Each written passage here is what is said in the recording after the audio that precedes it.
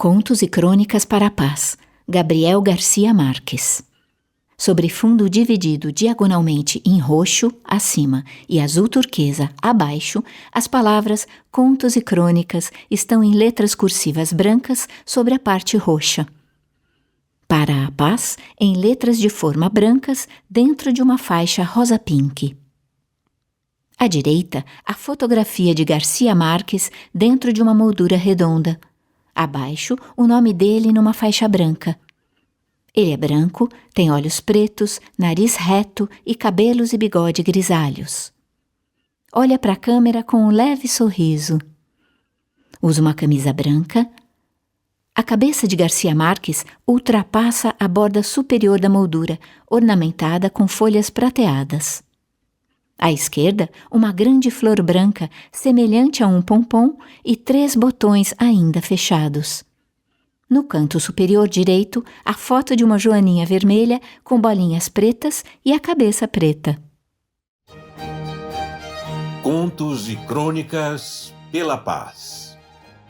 Há um instante raro em que o mundo suspira e o ruído se recolhe. É quando a palavra, antes arma, aprende a ser ponte. Esta série nasce desse instante.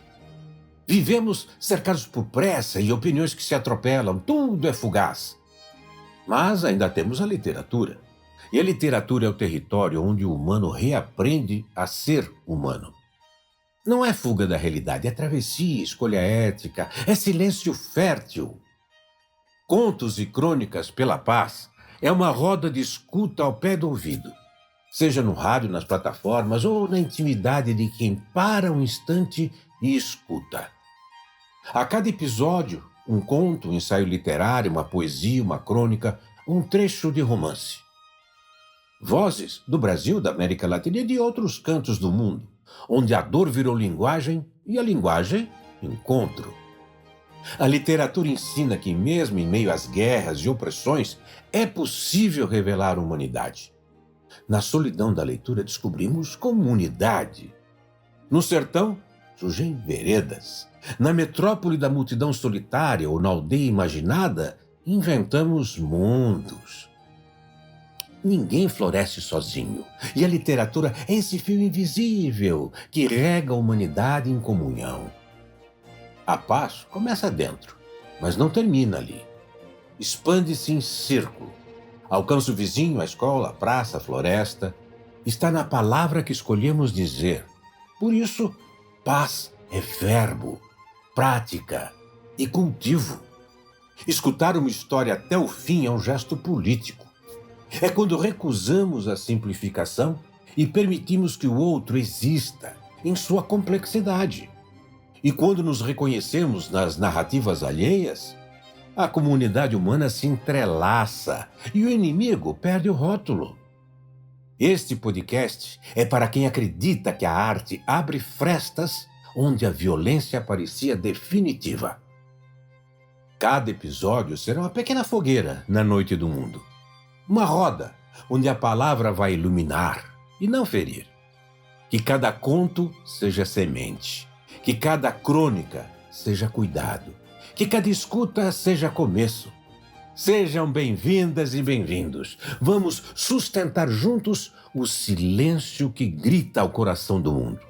Contos e Crônicas para a Paz é uma série de podcast que faz parte do projeto Cultura de Paz, Artes pela Paz, do Instituto Casa Comum e multitude de projetos sociais e culturais. Realizado com recursos do Fundo Nacional de Cultura, FNC, por meio do Termo de Fomento 975692-2025, junto ao Ministério da Cultura, Governo Federal, Brasil, União e Reconstrução.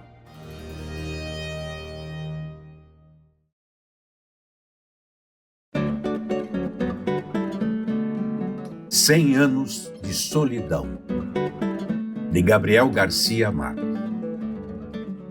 A suposição de que Remédios Abela possuía poderes de morte estava naquele tempo sustentada por 4 fatos irrefutáveis. Embora alguns homens de palavra fácil se orgulhassem de dizer que valia muito bem sacrificar a vida por uma noite de amor com uma mulher tão perturbadora, a verdade é que ninguém fez o menor esforço para conseguir. Talvez não apenas para rendê-la, mas também para desfazer seus perigos. Teria sido suficiente um sentimento tão primitivo e singelo como o amor. Mas essa foi a única coisa que não ocorreu a ninguém. Úrsula não tornou a se preocupar com ela. Em outra época, quando ainda não tinha renunciado ao propósito de salvá-la para o mundo, procurou quem se interessasse pelos assuntos elementares da casa.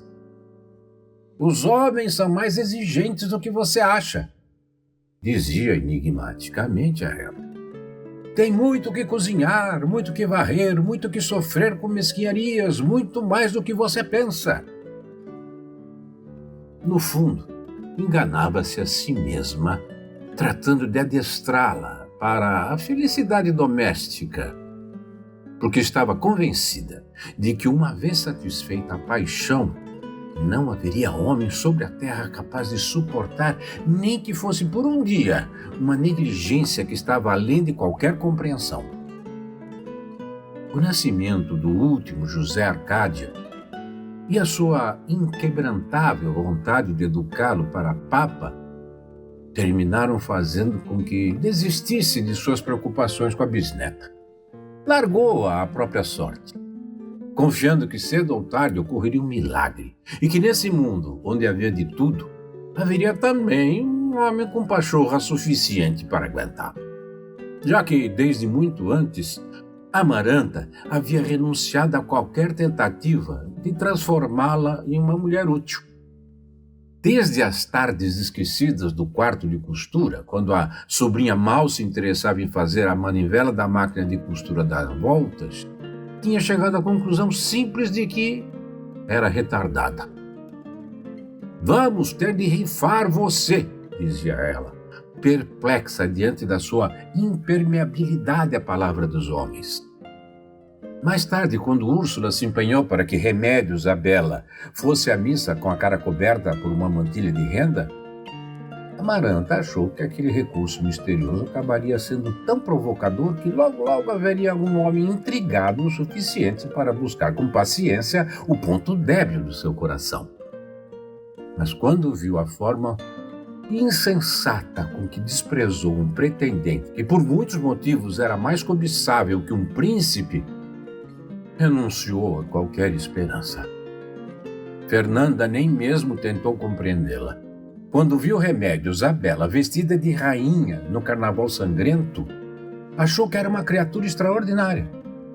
Mas quando a viu comendo com as mãos, incapaz de dar uma resposta que não fosse um prodígio de simplicidade, a única coisa que lamentou foi que os bobos de nascença tivessem uma vida tão longa. Apesar de o coronel Aureliano Buendia continuar acreditando e repetindo que Remédios, a Bela, era na realidade o ser mais lúcido que jamais havia conhecido, e o que demonstrava isso a cada momento com sua assombrosa habilidade para zombar de todos, ela acabou abandonada ao Deus dará.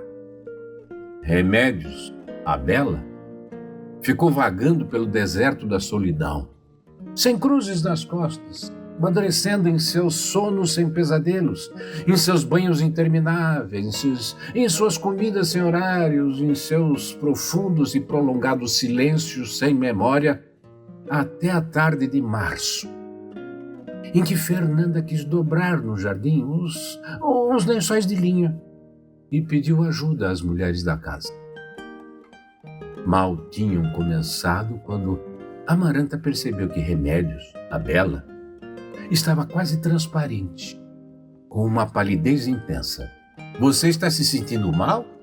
Perguntou Remédios a Bela, que tinha agarrado o lençol pela outra ponta. Fez um sorriso de lástima. Ao contrário, disse, nunca me senti melhor. Acabou de falar e Fernanda sentiu um delicado vento de luz que arrancou os lençóis de suas mãos e os estendeu em toda a sua amplitude.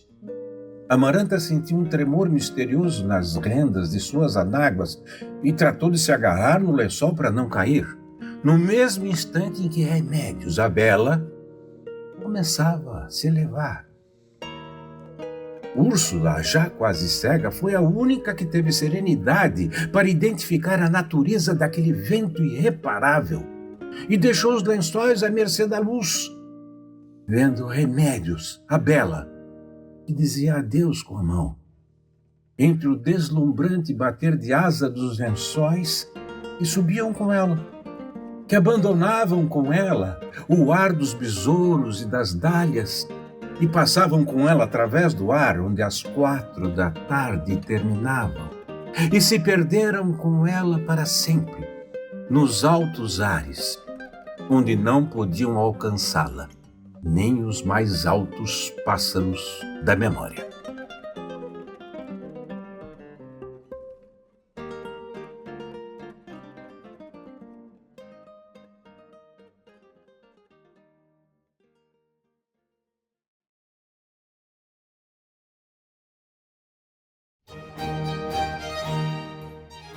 Há um instante raro em que o mundo suspira e o ruído se recolhe.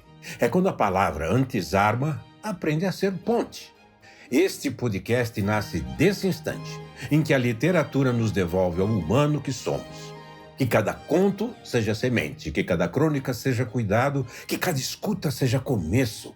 Contos e Crônicas para a Paz é uma série de podcasts que faz parte do projeto Cultura de Paz, Artes pela Paz, do Instituto Casa Comum e multitude de projetos sociais e culturais. Realizado com recursos do Fundo Nacional de Cultura, FNC, por meio do Termo de Fomento 975692-2025, junto ao Ministério da Cultura, Governo Federal, Brasil, União e Reconstrução.